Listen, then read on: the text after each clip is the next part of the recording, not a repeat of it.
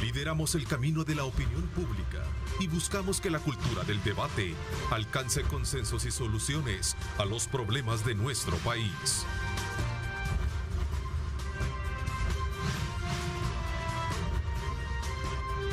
Diálogo con Ernesto López.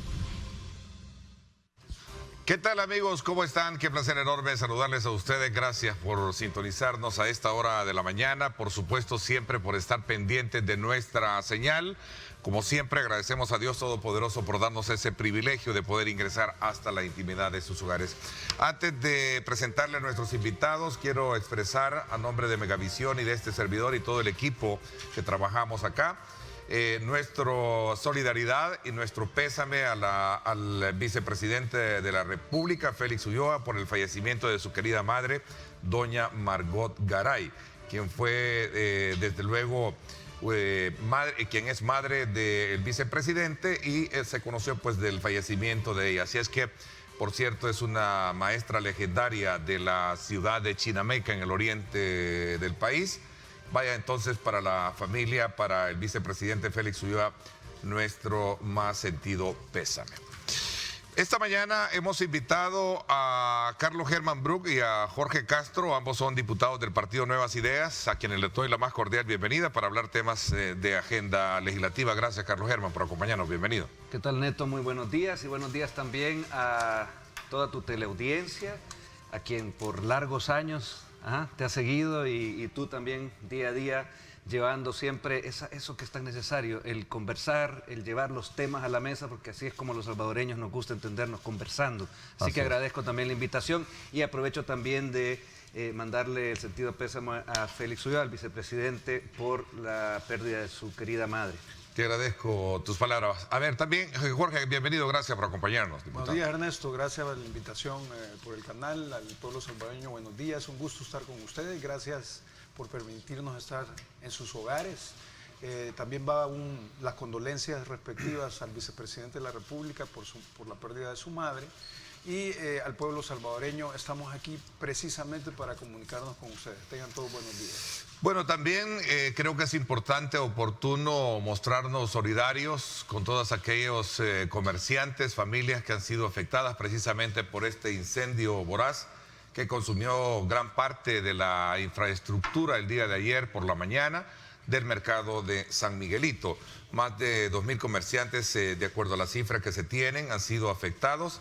Desde luego hay una situación bien complicada, compleja, sobre todo cuando se trata de ver la magnitud, y estas imágenes desde luego hablan por sí solas, de cómo se mantuvo por un tiempo vigente estas llamas, de las cuales obviamente queremos sin duda alguna mostrarnos solidarios con todas las personas que salieron afectadas. Claro que sí, y al mismo tiempo yo aprovecho de decir que totalmente solidario y decirle a la gente del mercado no está sola, y se dieron cuenta desde ayer, la reacción fue inmediata de nuestra alcaldía, de todo el Ministerio de Gobernación, incluso nuestra bancada estuvo presente ahí para mostrar que estamos ante este tipo de hechos muy preocupados y totalmente solidarios con ellos.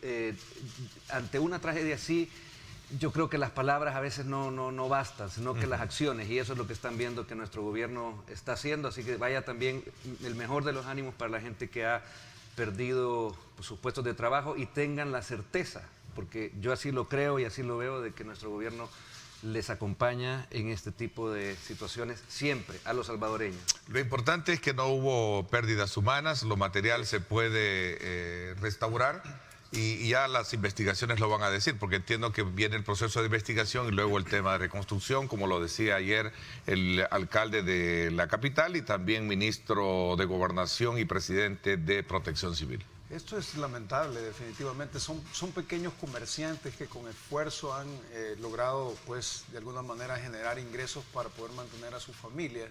Y nosotros, el gobierno actual, está totalmente consciente, y como decía Carlos, somos un gobierno que acompaña y que apoya. Las acciones son las que cuentan, y ya estamos analizando precisamente estas acciones que vamos a tomar para apoyar a todos estos sectores. Bueno, vamos a esperar desde luego, sin duda alguna, ya las evaluaciones pertinentes de los daños y sobre todo también los mecanismos de ayuda que van a de la cual van a ser objeto todos aquellos que salieron afectados. A ver, entremos un poquito a conocer la agenda de país y conocer desde la perspectiva de ustedes la opinión, Carlos Germán y también Jorge Castro. ¿Cuál es la opinión que tienen con relación a este nuevo listado en la que aparecen miembros de la Sala de lo Constitucional y en el contexto que se da también sobre las declaraciones que hace la encargada de negocios de nuestro país en torno a que en el país hay un declive de la democracia? A ver. Fíjate, Neto, que yo lo que veo que es interesante es que nuestro país por primera vez está viendo realmente lo que los salvadoreños queremos, y es que haya una apertura. Yo creo que Estados Unidos y cualquier país, como amigos, como hermanos, como gente con la que se hacen negocios, como nuestro principal socio, que es Estados Unidos, tienen todo el derecho de dar su opinión. Yo creo que la opinión, y tú sabes, trabajamos en esto, en la comunicación, y creemos en eso, tiene que ser siempre abierto. No se puede en ningún momento pedir que eso no se haga. Ahora, lo que sí yo creo que está claro, sobre todo para aquellas mentalidades que estaban más atadas o se quedaron atados a lo que fue nuestro país, que por algo los salvadoreños dijimos todos vamos a cambiar la forma de conducir nuestro Estado, nuestro gobierno, la legislación, etcétera. Es que tienen que ceñirse, yo digo tienen porque es la obligación, el respeto. Es como que si yo llego a tu casa, ¿ya? Y yo pues voy a darte una opinión sobre algo que estamos conversando de periodismo, ¿ya? Pero yo no puedo llegar a cambiarte los muebles de la casa, ni a decir, mira, tráeme por favor a llamar a tu señora y vamos a... lo que tú me estás cocinando no me gusta. No, eso no va, eso es un irrespeto. Y yo creo que en este caso los salvadoreños somos muy respetuosos de todos los países, y también al mismo tiempo pedimos que sea... Asimismo, se cumple ese respeto. ¿Por qué? Porque se están haciendo injerencias que, más allá de que son totalmente infundadas, o sea, nuestra democracia está claro que ha funcionado.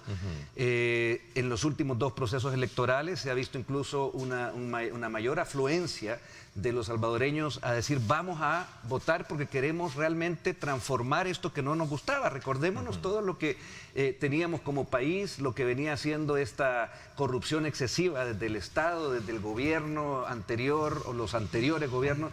La Asamblea Legislativa, por Dios, tú has tenido aquí evidencia en todos estos años del hervidero de corrupción que era esas asambleas, esos partidos de antes. Claro, los salvadoreños llegaron a decir cambiemos eso, y fue hecho de la manera más abierta, más democrática. No se puede refutar de ninguna manera. Ahora, que eso no les haya gustado a algunos. No es declive de democracia el hecho de los 7 elementos que ella planteaba en algún momento y que han sido examinados por ustedes. Yo lo que veo es que nuestro país ha caído como ciudadanos en una era donde las cosas, hay que darse cuenta, ya cambiaron, ¿verdad? Y digamos, quien se quede viendo esto como que es un declive o va hacia abajo, pues le toca renovar un poquito su forma de conectarse al mundo, ¿no? Sino que hay que ver que realmente lo que está diciendo el pueblo salvadoreño es: queremos un país como lo vemos allá afuera, como los mismos hermanos lejanos dicen. ¿Y por qué no podemos que aquel país que nos arrojó, que nos mandó para acá por la guerra, por la violencia, por la corrupción, por ese caos que dejaron antes, por qué no podemos ahora que nuestro país, nuestros familiares vivan como nosotros vemos que el mundo fluye? La comunicación, el internet, la tecnología nos está llevando a una era, y ya estamos en ella hace tiempo. El mundo está insertado en esta era desde que cayeron las cortinas de hierro y todos esos sistemas que ya no funcionaron, se quedaron, pero hace 20 años atrás. Aquí se le siguió pues engañando al pueblo, se le siguió, y ese pueblo ahora despierta y dice, ya no queremos eso, lo vamos a cambiar. Y eso precisamente es lo que en quienes se han quedado pegados en un pasado no les ha gustado, de que nuestro país, que antes, pues por los malos gobernantes que tenían, se sometían a dinero, se sometían a... Muchas veces era nada más una genuflexia que había por parte de los políticos, politiqueros le llamo yo, vos sabés, anteriores. Pues ahora eso ya no es así. Nosotros estamos aquí construyendo con los salvadoreños una nueva realidad de país, y eso nos tiene lleno de orgullos, y hay que verlo con todo lo positivo que eso puede traer para el país. Ok, Jorge, tú hacías una acotación a un medio de comunicación en la cual calificabas de una lista manipulada y considerándola también como una acción más política que otra cosa, ¿no? Quizás quisiera expresar al respecto. Nosotros respetamos, como dijo Carlos, las posturas y los comunicados del gobierno de los Estados Unidos. Siempre ha sido pues un aliado y nosotros históricamente lo hemos respetado. Pero vaya, ella hablaba de una pérdida de la democracia, por ejemplo. Bueno, nosotros aquí precisamente abordamos el tema de la democracia. ¿Por qué lo que está ocurriendo aquí es democrático? Bueno, nosotros estamos ejerciendo una representación.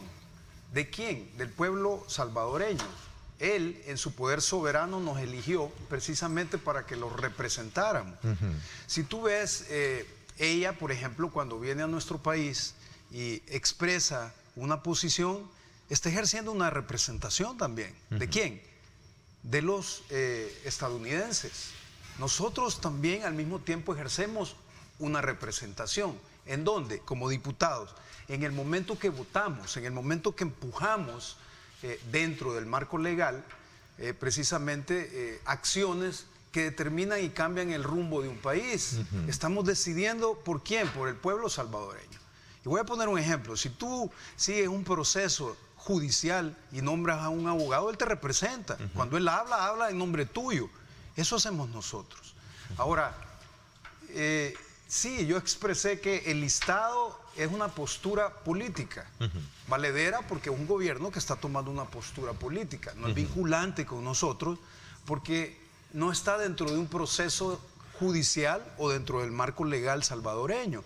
Pero además de eso, el listado es la recopilación de pensamientos políticos nacionales de los diferentes sectores y además de eso, una recopilación directa de posturas de prensa y de noticias. ¿Cómo tú te explicas que dentro de ese listado no haya funcionarios que dentro del proceso judicial salvadoreño ya se demostró que robaron millones o que violentaron normativas o que eligieron, por ejemplo, fiscales que estaban vinculados directamente a partidos políticos, como es el caso del fiscal que quitamos? ¿Cómo, por ejemplo, no están los magistrados que quitamos que modularon sentencias, que le prohibieron al presidente vetar cuando es una facultad constitucional? Entonces entendemos que no hay actores que ya está demostrado dentro de la estructura nacional legal que violentaron el esquema, que no fueron democráticos. Entonces llamar todas estas acciones no democráticas realmente es no entender, y lo digo bajo mi criterio, no entender que estamos ejerciendo una representación directa del pueblo.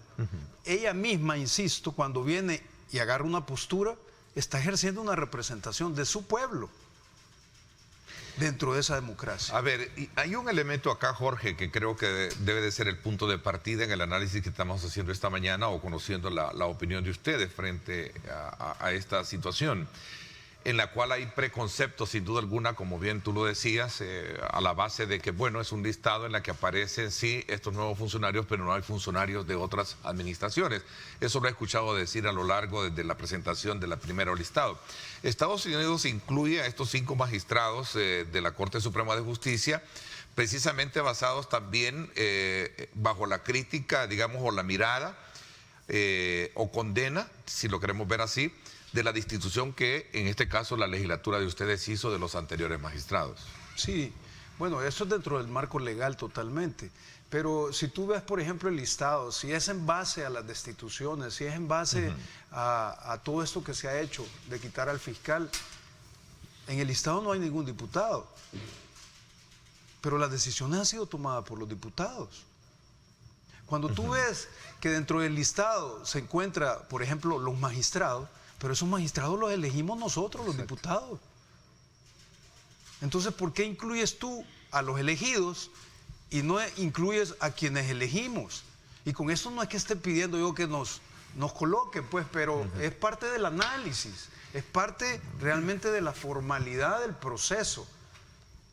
O sea, porque los que tomamos la iniciativa precisamente de impulsar esta destitución fuimos los diputados.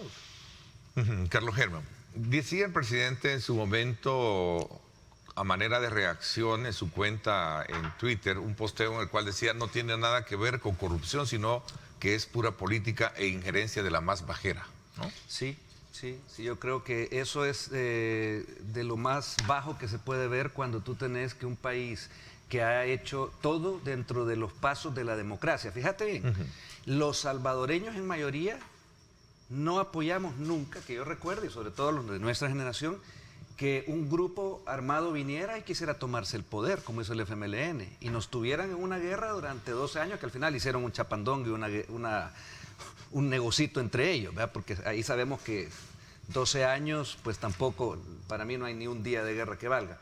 Pero nosotros sí llegamos de la manera democrática a decir, no queremos aquello. Y de esa misma manera, y cumpliendo todo lo que nuestra ley, nuestra Constitución define, hemos hecho esto. Entonces, yo puedo entender que a manera personal a la señora Mains no le guste. Eso, como decía al principio, tiene el derecho a decirlo. Lo que pasa, y aquí pues haciendo énfasis en lo que mencionaba Jorge, es que ella está representando al pueblo norteamericano. Y si tú ves, y si tú hablas parte del pueblo norteamericano, ¿no?, son 3 millones de salvadoreños residentes allá, que hacen un trabajo muy importante, que además son votantes allá. Y yo creo que eso, por un capricho de una, digamos, acción política interna que no les está funcionando muy bien, por lo que yo veo la política exterior de Estados Unidos, lo vimos en Afganistán, bueno, se puede corregir también, es asunto de ellos. O sea, nosotros tenemos aquí nuestro trabajo. Yo puedo opinar, pero no estoy haciendo una injerencia, no voy a llegar allá a Estados Unidos a hablar como diputado salvadoreño, el presidente tampoco, no. Tenemos que ocuparnos de lo que nos pasa aquí a nosotros, y aquí hay mucho trabajo por hacer. Aquí hay un trabajo por hacer, invitamos a que todas las naciones del mundo, no solo que ya vieron ese proceso y lo aplaudieron y lo están viendo, puedo entender, las alas conservadoras, yo le llamo los mismos de siempre de otros países que también existen, ¿no?, les puede, pues, tomar por sorpresa, pero hay una parte muy positiva, y es que en El Salvador estamos saliendo, bueno, nada menos hemos dado muestras cómo hemos cuidado nosotros de nuestros ciudadanos, ¿ya?, en la pandemia, y eso es un hecho inobjetable. O sea, ahí lo tenemos claro, el mundo lo ve también. A ver, hay un elemento dentro de los 7 puntos planteados en los cuales pareciera ser que no están de acuerdo con decisiones tomadas en la Asamblea Legislativa, decisiones tomadas en la Sala de lo Constitucional con respecto al tema de la reelección presidencial. Vaya, pero ese tema de la reelección, es que yo creo que lo responsable aquí es realmente analizar la normativa. Cuando tú agarras la postura, en este caso ellos agarran una postura que tiene una vinculación, tiene varias aristas, pero yo creo que lo responsable es porque, digo, las leyes son diferentes en cada país. Si yo quiero analizar una postura en un país, en Francia, por ejemplo, lo responsable es que yo analice la normativa aplicable. Pero cuando tú analizas, por ejemplo, el artículo constitucional que permite una reelección y haces un análisis estrictamente jurídico, entiendes la viabilidad. Entonces a mí me parece que a veces las posturas que toman ellos, y lo digo con todo respeto, pareciera que no están analizadas a profundidad dentro del marco normativo salvadoreño. Y, vaya, yo digo, y no el gobierno estadounidense tiene reelección, pueden reelegirse 2 veces. Es que ¿dónde está lo antidemocrático ahí? Eso es lo que vemos. Entonces, que hay un doble discurso, perdón que te interrumpa. Sí, entonces ahora, yo digo, bueno, ¿será que no hay un análisis? Porque si tú dices, bueno, es que no debería concebirse que haya reelección. No puede ser porque ellos tienen reelección por un punto. Entonces tenemos que caer necesariamente en que ellos presumen que estamos violentando la ley, pero nos podemos sentar con ellos. Su servidor se puede sentar, por mi carácter de abogado y de diputado, me puedo sentar con las personas que ellos quieran para poder analizar precisamente los artículos y entender la viabilidad jurídica. Yo lo que veo es que la señora Mains no se ha sentado, así como la invitación de Jorge y con todos nosotros, a hablar con la gente apropiada. ¿Por qué? Tenemos una... ¿Les gustaría reunirse a ustedes como bancada con ella?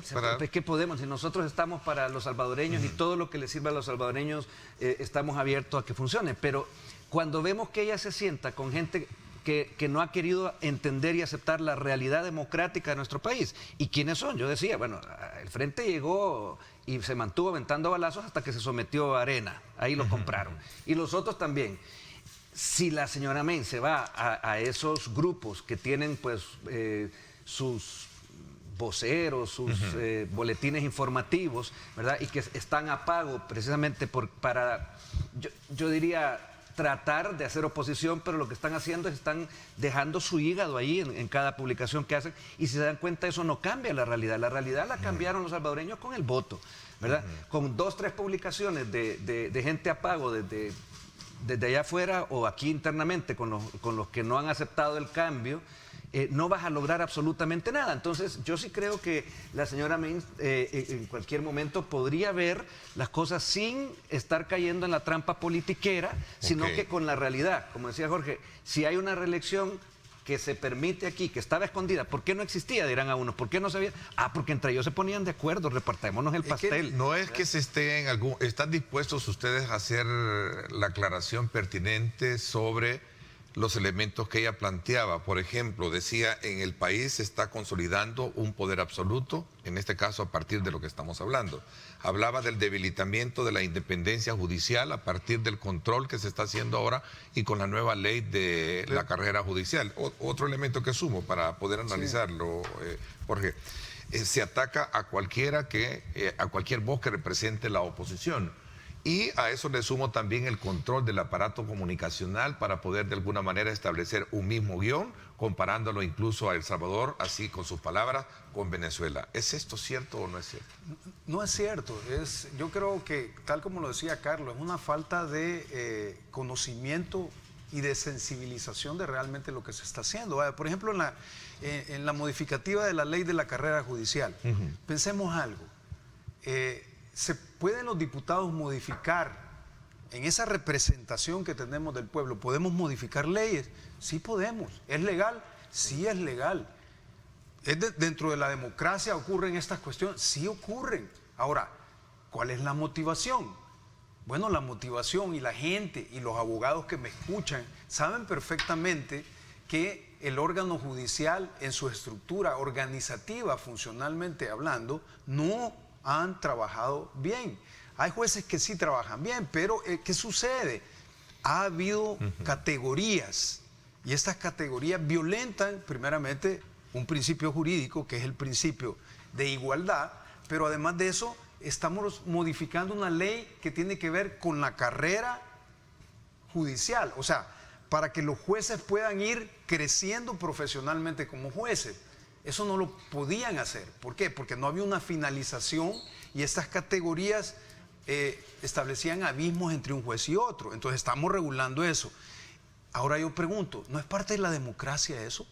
¿No es parte de la decisión que nos mandaron a hacer como diputados? Porque nosotros tenemos un mandato del pueblo y en ese mandato tomamos decisiones, las cuales son totalmente legales. E insisto, modificar la ley de la carrera administrativa, ¿es legal o no? ¿Es una cuestión de criterio, sí o no? Por supuesto. Nosotros dentro de ese mandato creemos que el pueblo necesita eso para que no haya justicia selectiva, para atacar la mora judicial y para atacar muchos elementos que han venido dando históricamente. El 28 de febrero, a los salvadoreños se les preguntó, ¿ustedes quieren que sigan los mismos diputados y los mismos partidos haciendo leyes y revisando las que existen y creando pues todas aquellas que les sirvan? Y dijeron, no, esos no. Eso ya es un punto de partida democrático. En todos los países funcionan así. Imagínate, Alemania no hubiese cambiado lo que tenía que cambiar, hubieran querido seguir haciendo lo que el loco de Hitler hacía, que era otro nacionalista enfermo, ¿verdad? No, los alemanes han ido cambiando. Hablo por un ejemplo porque también ahí la señora Merkel acaba de salir después de 16 años, que fue electa, reelecta y reelecta. Eso es ello. Yo sí le veo por qué es que antes no había esto de la reelección, no se ponía en funcionamiento la Constitución como estaba. Y yo quisiera agregar solo una cosa más. Cuando tú tienes, por ejemplo, dentro del órgano judicial, una sentencia para el presidente Tony Saca, por ejemplo, que le dan 10 años, y para uno de los empleados administrativos, que fue el tesorero, y le dan 16 años, No comprendes que hay una justicia selectiva. No comprendes que debería ser modificado precisamente cómo funciona el órgano judicial. Y digo, porque no es posible. La persona que generó y detonó todo este robo de millones en el periodo de él fue el presidente. A él le dan 10 años. Y no al empleado. Y al empleado le dan 16 años. Ok. Y entonces hay elementos justificatorios, sin duda alguna, que a lo largo del debate, y esto lo hemos hablado, y como periodista tú mejor lo sabes. Yo quería hablar también que la Administración de Justicia, sin duda alguna, ha dejado mucho que desear, especialmente cuando se trata de tocar a aquellos más débiles, ¿verdad? Y no a los poderosos, que creo que son aquí la justicia en nuestro país, y no es nuevo para nadie, es saber de que aquí se compraban desde presidentes de la Corte Suprema hasta jueces de segunda instancia, y así compraditos. O sea, eso está claro, eso los salvadoreños lo saben, no de ahora, desde siempre. Y yo le quería sumar, porque también uno de los puntos que decía la señora, que la tiene un poco molesta, ¿verdad? Es la comunicación de nuestro país. Se refería a que tenemos ahora medios que funcionan desde otra perspectiva. ¿Por qué el Estado, cuando tú tenés, Inglaterra tiene un medio estatal, que es la BBC, sí. Televisión Nacional de Chile, los españoles con la televisión de ellos, que es estatal? ¿Por qué no le gusta eso? ¿Por qué no puede haber otra opinión? ¿O nos vamos a quedar toda la vida con lo que dicen los areneros con sus medios de comunicación? No nos vamos a quedar con eso. Esa es una opción. Ellos pueden también decir lo que quieran. Ahora, el Estado también tiene ahora una televisión que nunca se había visto. Informativamente vemos una calidad. Vemos también un periódico que también tienen los salvadoreños para poder informarse. Y yo te digo, ahí veo esa objetividad, esa ecuanimidad. Y se informa como se tiene que informar. Lo otro es ataque, lo otro son aquellos panfletos, aquellas cosas que se tiraban en tiempos del BPR y aquellos, ¿te acuerdas? Aquellos movimientos que llegaban con panfletos a tirar. Eso es lo que vemos todos los días. No veo yo un periodismo que realmente tenga una sustancia positiva. Ahora, si sabemos que además eso está pagado, ¿verdad? Pagado para que se digan cosas, bueno, cosas que además no son. Si a la señora Mains lo que le gusta es eso, pues tiene derecho a leer lo que quiera. Pero al Salvador tiene derecho a informarse con lo que sucede día a día, desde la noticia más dura hasta el análisis. Esa es la libertad de expresión que creo que en Estados Unidos también se respeta mucho, ¿no? Ok, con estos y otros, con otras acciones de las cuales mencionaba la encargada de negocios, entonces a criterio de ustedes, Carlos Herbag y también Jorge, ¿no se está siguiendo un guión similar al que llevó a Nicaragua y Venezuela, como en su momento lo deja entrever?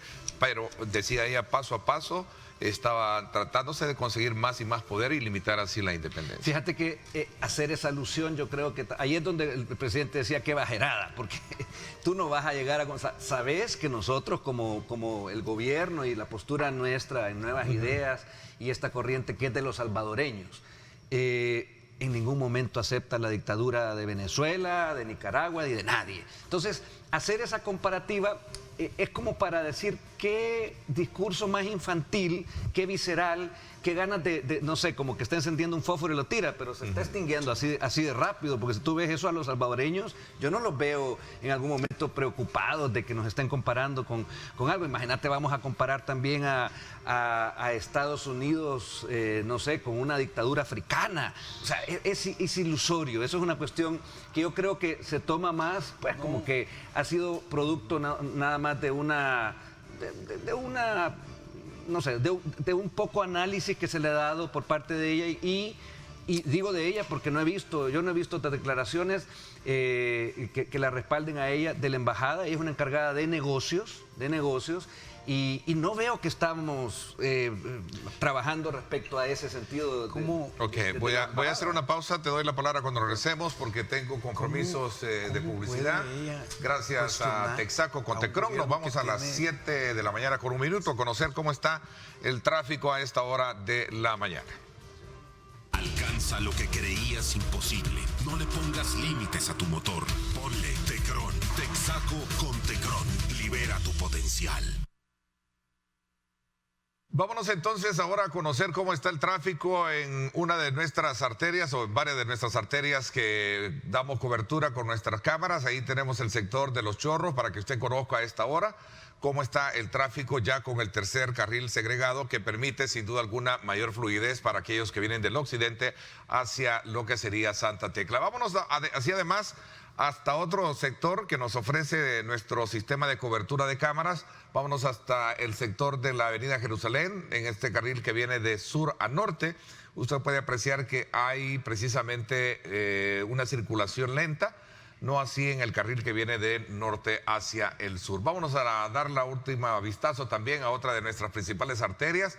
Vámonos hasta el sector, allá tenemos el Boulevard del Ejército, a esta hora sí, carga vehicular, que es el común denominador, como le decía el día de ayer, ¿verdad? No encontrar vehículos en el carril de ingreso es porque algo habrá pasado precisamente en el sector de Soyapango, pero sin embargo hoy sí tenemos un tráfico bastante cargado, por lo cual importante es usted tomar vías alternas para evitar contratiempos a la hora de corroborar su agenda. 7:02, este fue el informe de Texaco con Tecron. Recuerde, más de 100 años evolucionando para ser insuperables. Texaco con Tecron, libera tu potencial. Alcanza lo que creías imposible. No le pongas límites a tu motor. Ponle Tecron. Texaco con Tecron. Libera tu potencial.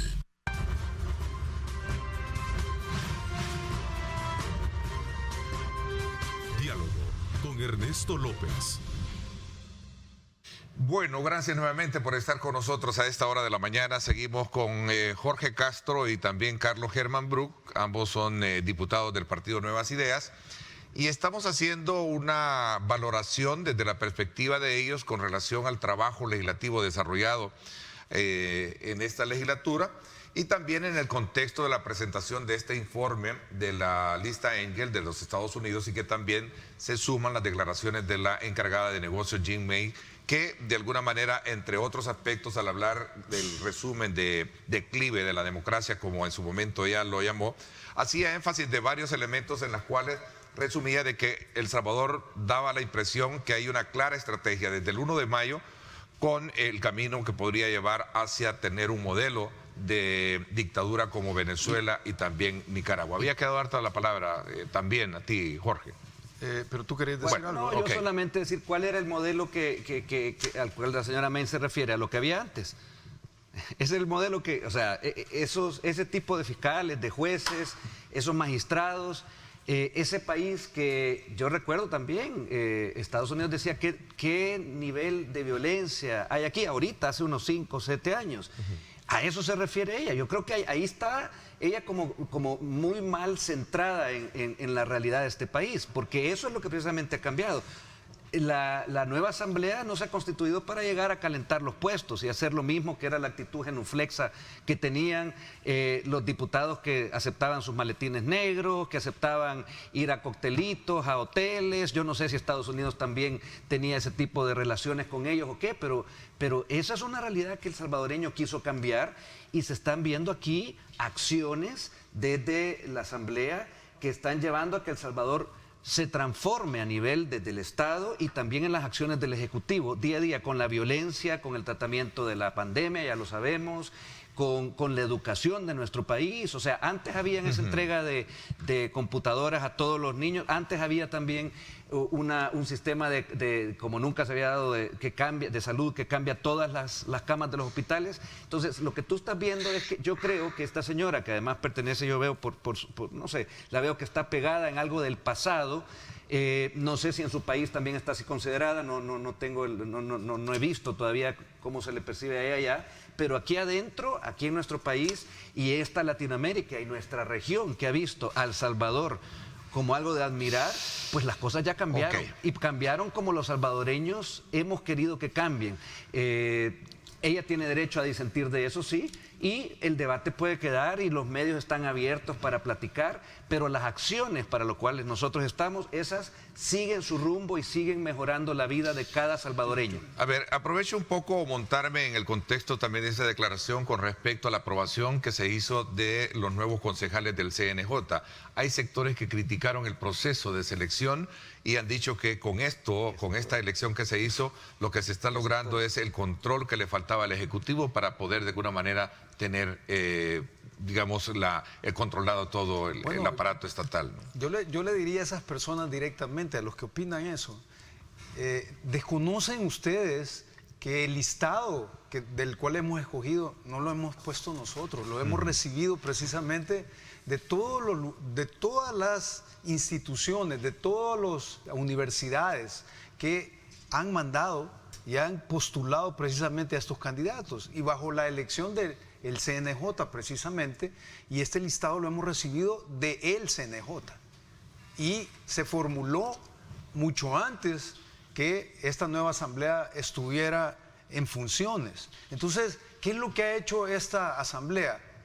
Bueno, escoger dentro de los candidatos, que no los pusimos nosotros, no lo puso el gobierno, no lo puso el órgano ejecutivo, sino ha sido la recopilación de los candidatos de acuerdo a la normativa, y que fue mucho antes que, insisto, la asamblea tomara control de esta nueva asamblea, y de esas personas escogimos. ¿No Ahora, son profesionales de alguna manera ligados a...? No, para nada. Y si tú ves, ha sido de la manera más abierta, y tal como dice Jorge, eso vino, esas propuestas vinieron desde antes que llegara a esta asamblea. Nosotros recibimos, Vienen del listado. Ellos. Yo estuve supliendo, porque no pertenezco a la comisión, pero un par de veces en las entrevistas, y te digo, ahí llegaba gente y decía, miren, llevo, no sé, 20 años en la carrera judicial, nunca había podido llegar. Ahora las listas se abrieron, y cuando llegan las listas a la comisión, porque antes ¿qué teníamos?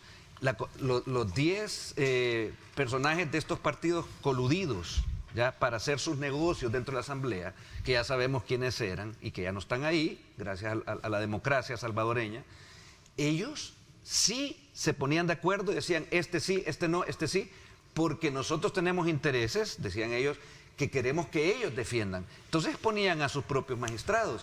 Ahora no, ahora se llegó de una manera abierta, y tú puedes, como periodista, y los medios pueden revisar los archivos y darse cuenta de que en el pasado no había esa apertura ni esa manera de preseleccionar. ¿Por qué no incluyeron a sectores de la sociedad civil en las entrevistas como en su momento ha habido con otros proyectos? Por ejemplo, la ley de agua.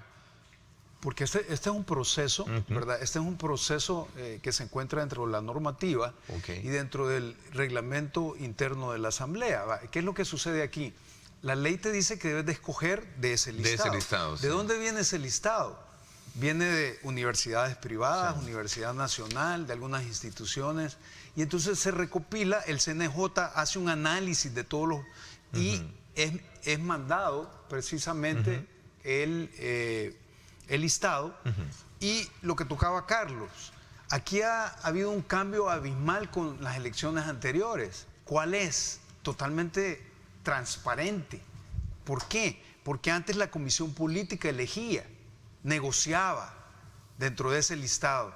Nosotros abrimos e hicimos público el poder depurar, no eliminar candidatos, sino depurarlo quiere decir hacer las preguntas, hacer los análisis, pero ¿dónde ocurrió realmente? Es un proceso ya prácticamente delimitado por el hecho de que surge de un proceso de selección y presentación de ese listado. Es correcto. Y no es abierto como el caso de la ley de agua. ¿Me quieres decir un poco el comparativo de que allá hay más espacios de consulta, ¿no? En la ley de agua hay consultas. Aquí tú no puedes cambiar precisamente los candidatos porque ya son unos candidatos. Ya vienen de los listados. Vienen de los diferentes sectores. Pero además de eso, ¿dónde se abre?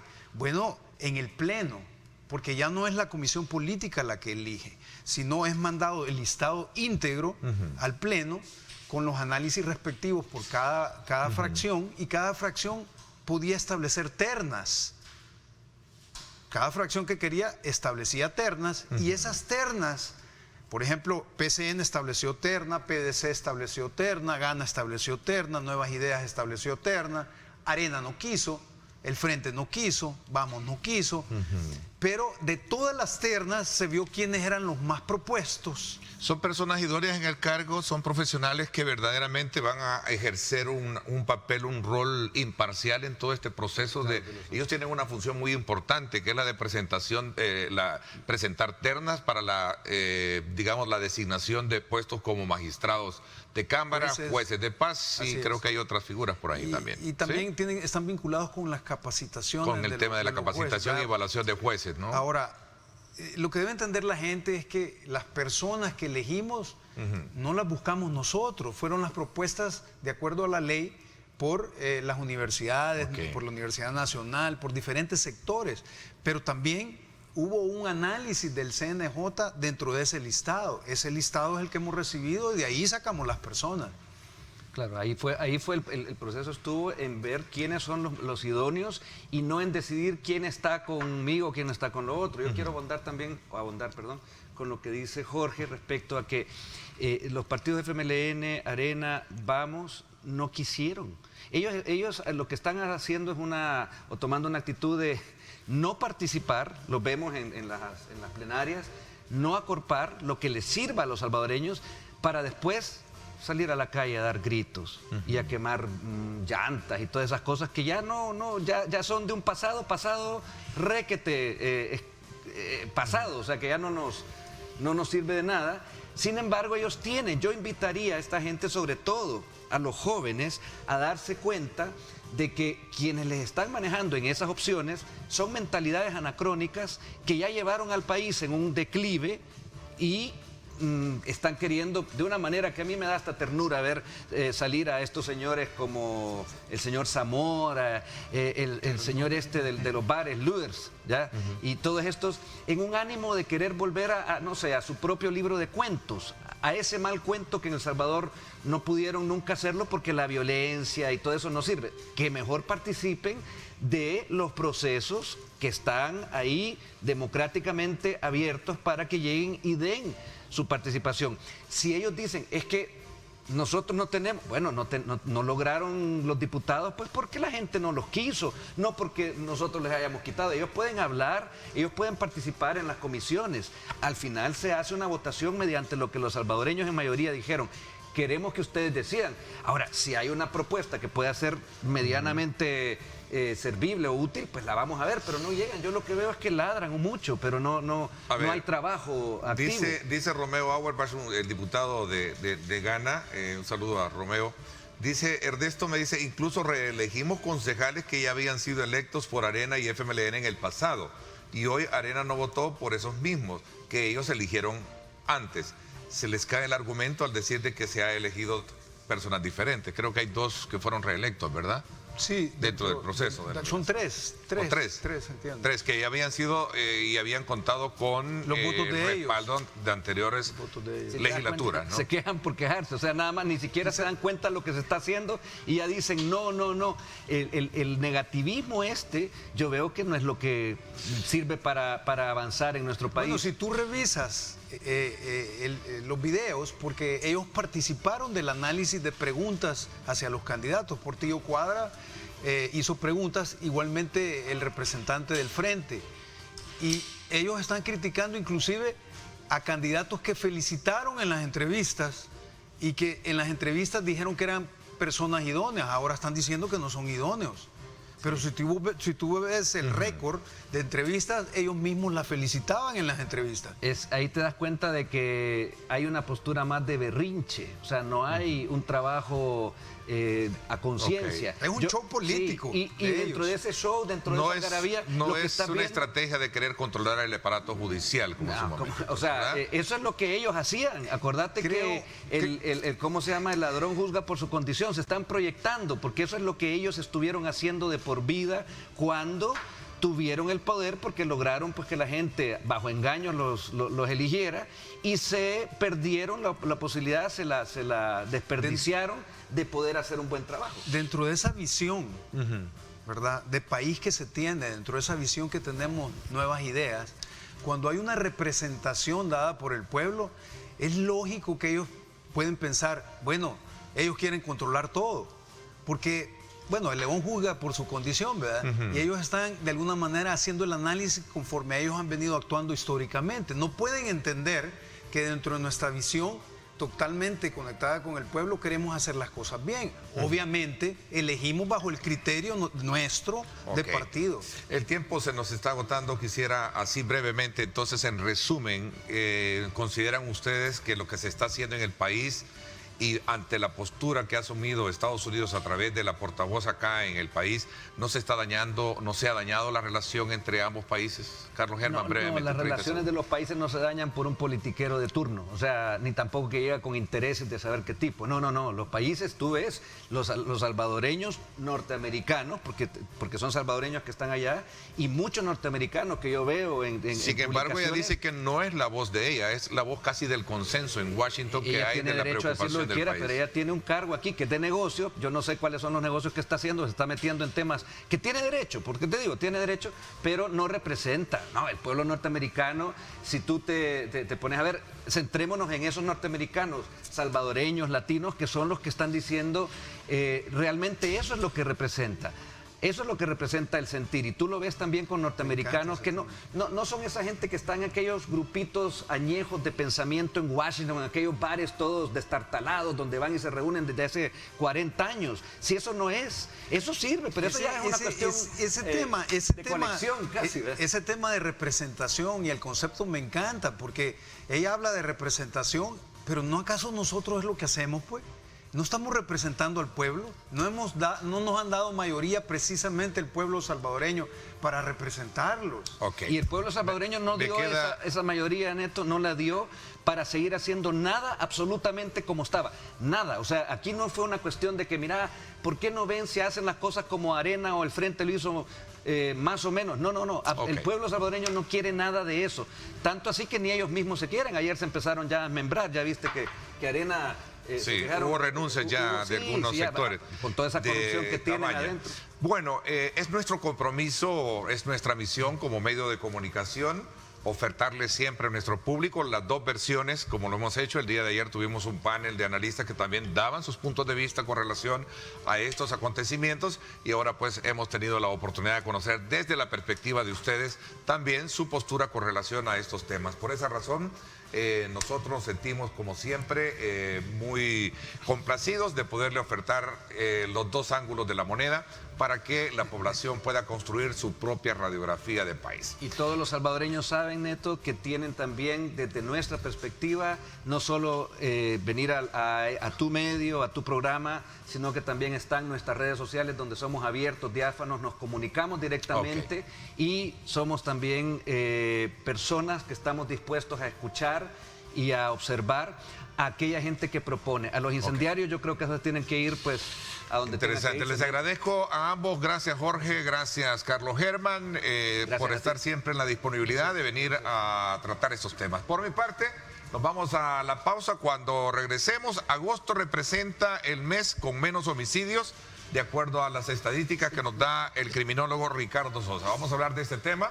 Vamos a conocer cuáles son los factores que de alguna manera provocan estadísticamente tener como resultado esos números. Vamos a la pausa y regresamos 7:22.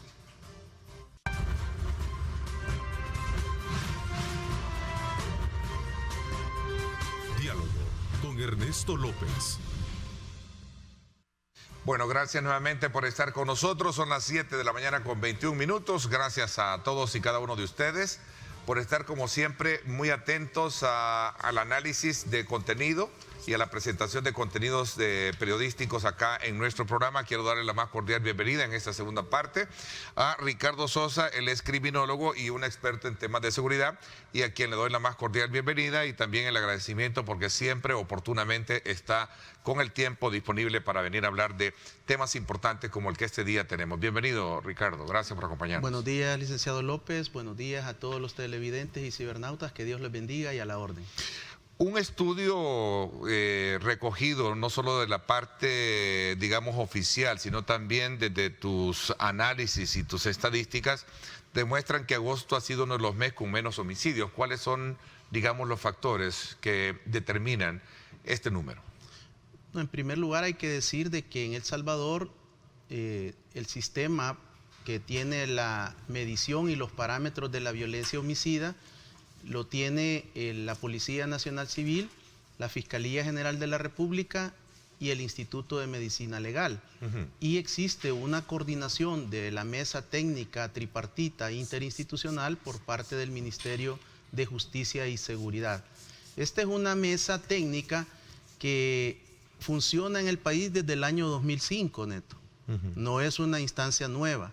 Incluso en el 2018 se generó un acuerdo de actualización en este convenio tripartito para incorporar la violencia feminicida. Por lo tanto, El Salvador presenta datos confiables y estadísticas de temas de violencia y criminalidad con toda certeza desde el año 2005, y ese se convierte en el dato país, cuando ya la mesa ha convalidado las estadísticas de las tres instituciones, porque pertenecen la Policía Nacional Civil al órgano ejecutivo, el Instituto de Medicina Legal a la Corte Suprema de Justicia y la Fiscalía, que es independiente por parte del Ministerio Público. Esta es una mesa técnica criminológica en la cual están representados mujeres y hombres con gran experticia en el tema estadístico criminológico, y se logra depurar porque cada institución tiene su propio software. Y hay algunos detalles de la estadística criminológica que hay que depurarlos en una mesa técnica bajo un protocolo de actuación y de criterios técnicos. Así que, de acuerdo a esta información, que es una información verídica, y por cierto, muchos países en el mundo, principalmente en América Latina, están tratando de replicar esta mesa técnica de validación. Lo que nos indica es que el mes de agosto del 2021 se registraron 53 homicidios durante todo el mes, para un promedio de 1.7 homicidios diarios en El Salvador. Y esto, Neto, es lo que define que agosto del 2021 derriba, destroza los mejores registros que ya tenía el país en los últimos 27 meses, 3 semanas, en cuanto a violencia homicida, y de acuerdo a la revisión de los datos estadísticos del presente siglo y del anterior, yo puedo asegurar que se convirtió en el mejor mes con menor registro de homicidios en El Salvador, tanto en parte numérica como en proporción de asesinatos por cada 100.000 personas. Esto podría creerse después de tu valoración que haces en términos muy digamos,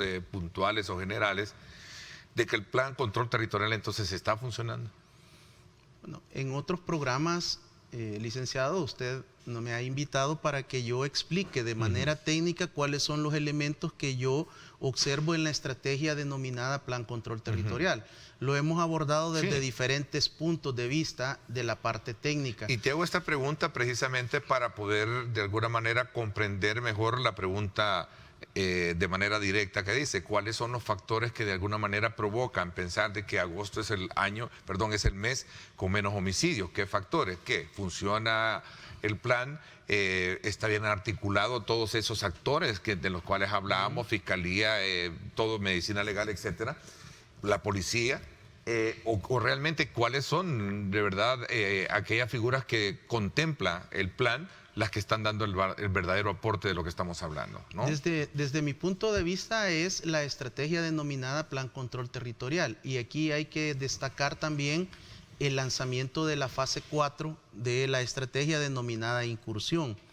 Es innegable la quebradura de la línea que traía una clara tendencia a la baja hasta el 18 de julio, y con la incorporación de la fase 4 incluso hemos tenido un mayor quiebre de violencia homicida y de otros delitos de alto impacto o delitos de eficacia como son conocidos.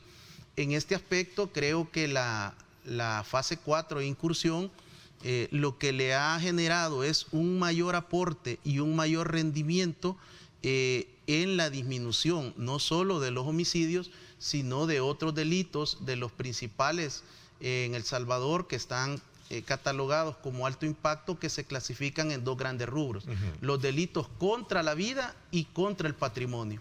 Y ambas categorías presentan una clara disminución, y se ha acentuado a partir del 18 de julio, que se anuncia el lanzamiento de la fase 4 denominada Incursión. Además, hay otros valores periféricos que al sumarlos al análisis aportan.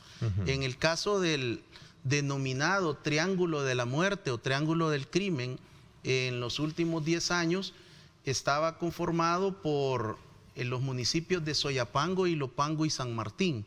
En agosto, licenciado, los 3 municipios registran 0 homicidios, algo que realmente era impensable tan solo en la administración anterior, para no hablar de 30 años. Ok, veamos un poco, me piden una pausa comercial, 7:32, cuando regresemos. ¿Por qué razón el tema de las desapariciones sigue siendo también un ítem todavía no muy entendido o quizás claro para comprender qué es lo que pasa en torno a que si es que verdaderamente se reduce el número de homicidios, pero incrementa el número de desaparecidos, etcétera, etcétera? Y tenemos casos, por ejemplo, 2 hermanos, creo que en el sector de Santa Ana, si no me equivoco, que pues se conoce de la desaparición de ellos.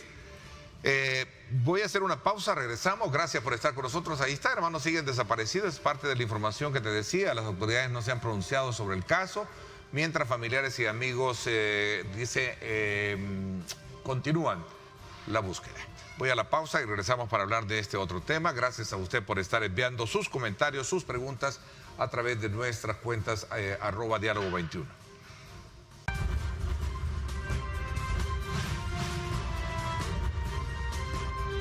Diálogo con Ernesto López. Bueno, gracias nuevamente por estar con nosotros. Continuamos con Ricardo Sosa, criminólogo, experto en temas de seguridad, hablando precisamente sobre el efecto per se que tiene una política de atención para combatir la delincuencia, la violencia en el país. Y nos habíamos quedado un poco en este otro factor que tiene que ver con, digamos, la polémica o el debate sobre si es que verdaderamente lo que no existe son muertos, pero sí desaparecidos. Ese es un elemento que lo dejé planteado y ponía el caso de estos hermanos como tal, Ricardo. Sí, hemos desarrollado en otros programas temas y programas completos al tema de la desaparición forzada de personas y desaparición de personas cometida por particular. Hay que decirlo, algunos medios cometen el error de establecer cifras confundiendo la desaparición, el delito de desaparición forzada con el delito de desaparición de persona cometida por particular, que ya es la reforma que existe en el Código Penal, artículo 148A. Desde el 2019 tenemos 2 cifras completamente diferentes: la desaparición de personas y la desaparición forzada o privación de la libertad. Hay que establecer esta claridad desde la tipología jurídica porque no son lo mismo. La desaparición de personas, como es conocida para la población, implica una ausencia que no se conoce del paradero de un familiar, un amigo o un vecino. ¿Qué es lo que precede a este delito? Cuando se convierte en un delito existen privaciones de varios derechos y es un delito que afecta muchos derechos humanos fundamentales de la persona. ¿Qué es lo que sucede? Y ahí es donde se confunde. Usualmente cuando existe la desaparición de persona, primero ocurre una privación de la libertad. Nadie existe la desaparición de persona también que existe por voluntaria, de manera voluntaria. Ahora, para este análisis establezcamos el 1 de junio del 2019 el promedio de denuncias de personas diarias desaparecidas, tanto en sede fiscal como policial, era de 9.2 al 31 de mayo del 2019. Hasta la primera quincena del mes de septiembre, que son los datos más actualizados que yo tengo, el promedio tanto en sede fiscal como en sede policial oscila entre 2.1 y 3.1 denuncias diarias de personas desaparecidas. Podemos observar que existe una disminución considerable en las denuncias diarias, mas no que ya no existen reportes. Por eso es que algunos casos nosotros los vemos a través de los medios de comunicación, de las redes sociales, que forman parte de estas denuncias que todavía existen y que son reales. Algunas de ellas se convertirán, posterior al protocolo de acción de búsqueda urgente, se convertirán en homicidios y otras personas van a continuar en la categoría todavía de búsqueda activa.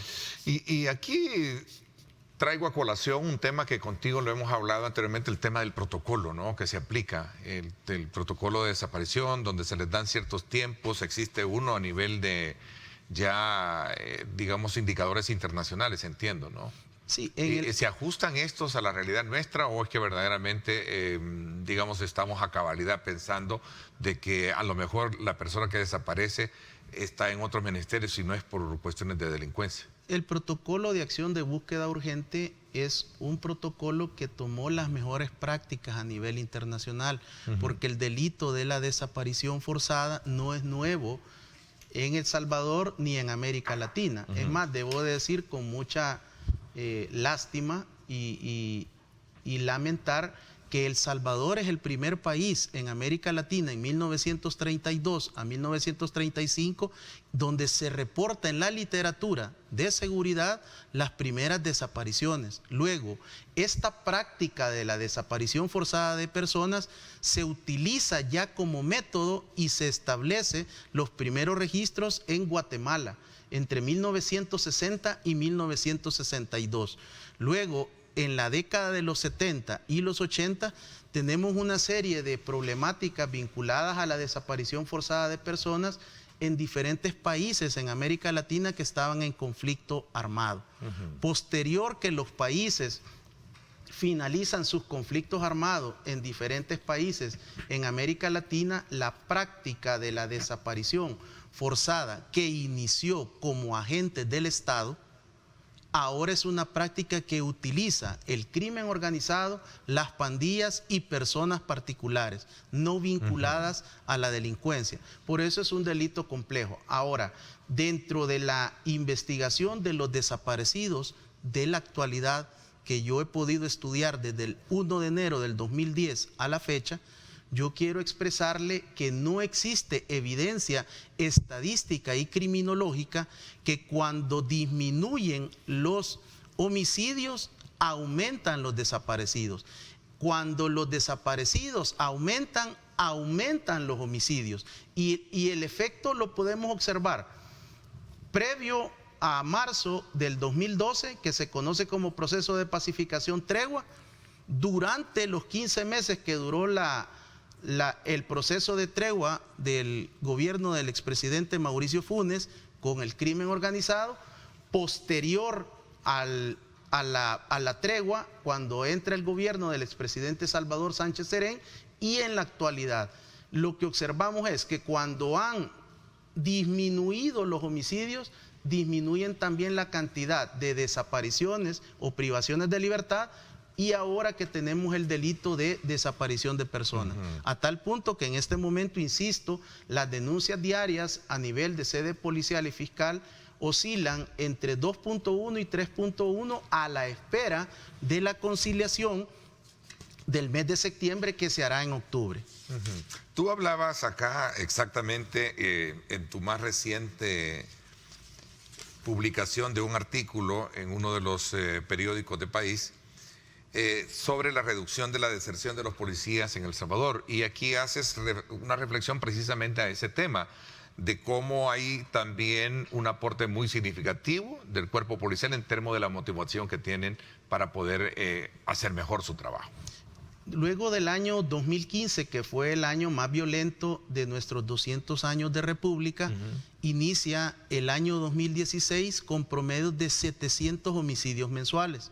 Luego llegamos a abril del 2016 con la que es conocida ahora como masacre de Opico, que ubica al ex fiscal general de la República, Douglas Meléndez, en la escena y dice: es necesario tomar medidas extraordinarias. Finalmente se toma la decisión como Estado de acuerpar las denominadas medidas extraordinarias para la seguridad. En ese momento ya se venían muchas protestas de parte de movimientos organizados y no organizados al interior de la corporación policial, que reclamaban botas, reparación de armas, que se les asignara la carga básica de la munición, que se les mejorara las condiciones en los puestos policiales, en las delegaciones, que se les ayudara con el tema de los ascensos, que no se les atrasara el bono y otros beneficios que tiene como el régimen alimenticio de nuestros policías. Y en aquel momento el señor vicepresidente de la República, Óscar Ortiz, quien era el jefe del Gabinete de Seguridad, ante estas protestas de los miembros de la policía, les ofreció la calle y les dijo que buscaran otro trabajo. O sea, el factor motivacional, el factor, lo emotivo, perdón, no es lo emotivo, la parte de incentivos es fundamental. Por también. supuesto, entonces tú tienes al jefe, al gurú de la seguridad que le ofrece la calle a los policías, y luego se viene un incremento. A partir de esa declaración se incrementan las deserciones de policías, hombres y mujeres, 2016, 2017, 2018. En el 2019 entra la nueva administración de la Corporación Policial, comienzan a trabajar el tema de la motivación, liberan más de 4,000 ascensos con los cursos de ascenso. Eso representa un incremento en sus ingresos, se autoriza el primer incremento de $100, se les asignan uniformes, carga básica, se mejoran las armas, las patrullas, y esta es una estrategia para mí, un eje transversal, tanto en la Policía Nacional Civil como en la Fuerza Armada, que ha sido el factor de motivación que le está generando resultados a la estrategia. Pese al tema de la concepción que tienen algunos promotores de derechos humanos, que dicen que la Fuerza Armada no puede andar haciendo tareas de seguridad pública como inmensamente se ve hoy en día. Lo que sucede, licenciado, es de que la Fuerza Armada se encuentra en tareas de apoyo a la seguridad pública desde 1993. El país, los tomadores de decisión, la clase política, los grupos fácticos de poder desconfiaron de nuestra policía y no la fortalecieron desde su nacimiento en agosto de 1992. A menos de un año autorizan la salida de la Fuerza Armada en apoyo a las tareas de seguridad pública. Y desde entonces, licenciado, la Fuerza Armada está en la calle. O sea, no se puede tener un argumento, digamos, como el que menciono, para darle validez a ese criterio. Desde el punto de vista de los decretos presidenciales y desde la labor de la Asamblea Legislativa, todas las administraciones hasta la actual han recurrido al apoyo invaluable de la Fuerza Armada en tareas de seguridad pública. Como criminólogo, ¿ha sido positivo entonces? El apoyo de la Fuerza Armada. Es invaluable el apoyo y es indispensable en estos momentos. La Policía Nacional Civil ha comenzado un proceso de transformación, ha comenzado a recuperar su mística, una mística que fue derribada en los últimos 10 años. Aquel ideal con el cual surge esa policía, que es suya y que es mía y que es de todos, está comenzando a recuperar y a establecer una base, un modelo de seguridad policial guiado por inteligencia, por lo cual es importante darle un compás de espera y que en los próximos años pueda la Policía Nacional Civil recibir el fortalecimiento tanto estratégico, administrativo, táctico y de elementos que nos lleve a tener una tasa, Ernesto, que se mide de acuerdo al número de policías y la cantidad de habitantes por cada 100,000 habitantes y por cada 10,000 habitantes cuando se hace la configuración situacional del delito. No puedo invisibilizar también a otro actor importante en el análisis que estamos haciendo y que precisamente lo ubico en el tema de la administración de justicia. ¿Sí?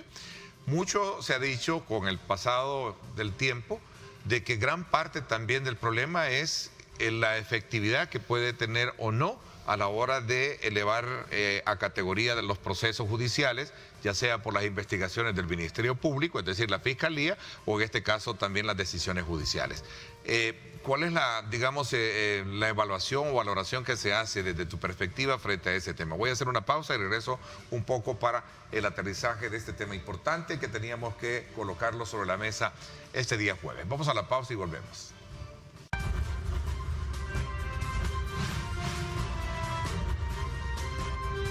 Diálogo con Ernesto López.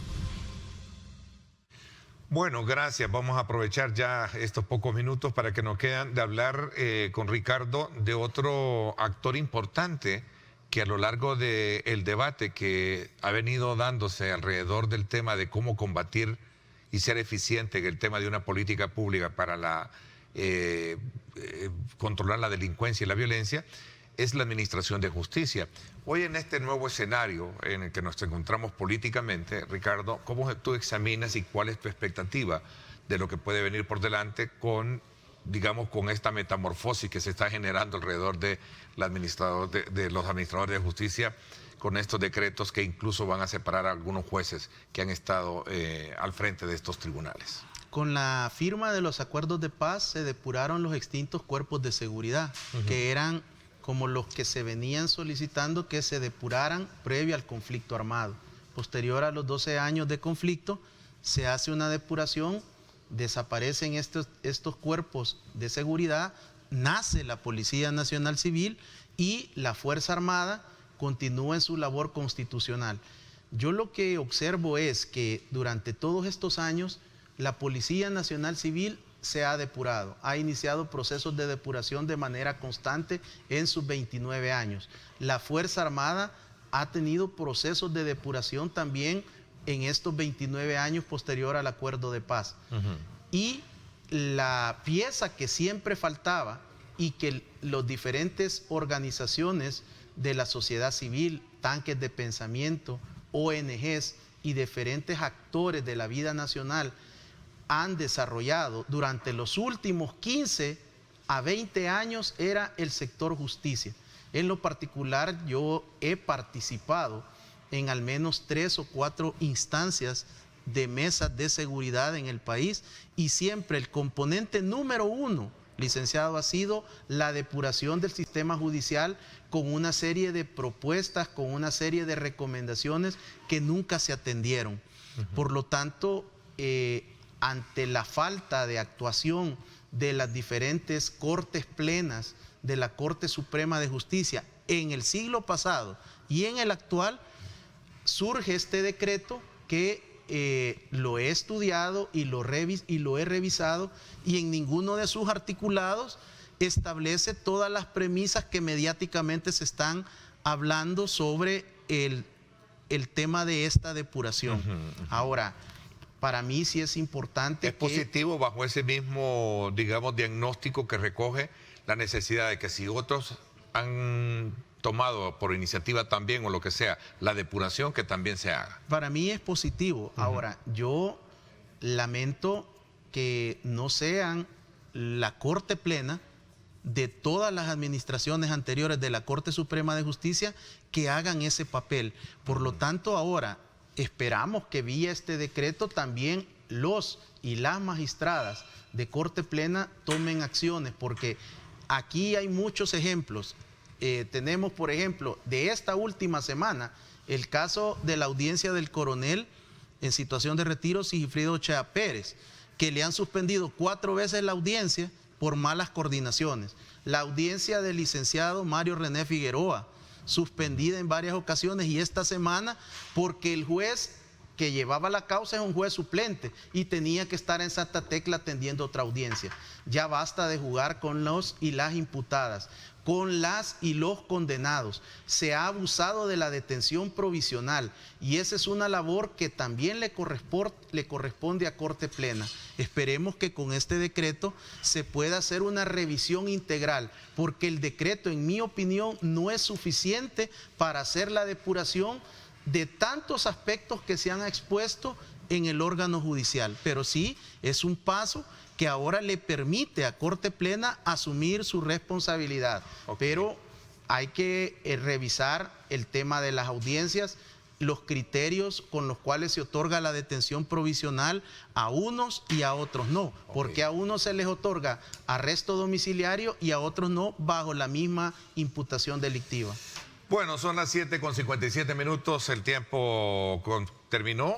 Quiero agradecerte, Ricardo, que nos hayas acompañado y que nos hayas dado un vistazo precisamente para conocer el comportamiento de cómo va este problema, este fenómeno social que sin duda alguna es motivo también de atención para poder saber cómo está el país y cómo avanza en esta materia. Gracias por habernos acompañado. Muchas gracias, licenciado, por la invitación, y este listón amarillo representa y conmemora la prevención del suicidio a nivel mundial durante el mes de septiembre. Ok. Es importante que abrace la vida. El suicidio no soluciona ni solventa sus problemas. Necesita buscar ayuda, una escucha activa, y para eso existen instancias en el país para atender los problemas de salud mental. Que Dios les bendiga. Muchísimas gracias, Ricardo, y es un tema que también se nos quedó pendiente. Más adelante vamos a tener tiempo para poder hablarlo, porque hay causales y hay estadísticas que reflejan que sí, con todo eso de la pandemia, los estados de depresión y todo eso, han impactado muchísimo. Así que voy a quedar pendiente con esto. Por mi parte, esto es todo por hoy. Pásenla bien y, como siempre, recuerden lo más importante: amar a Dios sobre todas las cosas. Lideramos el camino de la opinión pública y buscamos que la cultura del debate alcance consensos y soluciones a los problemas de nuestro país.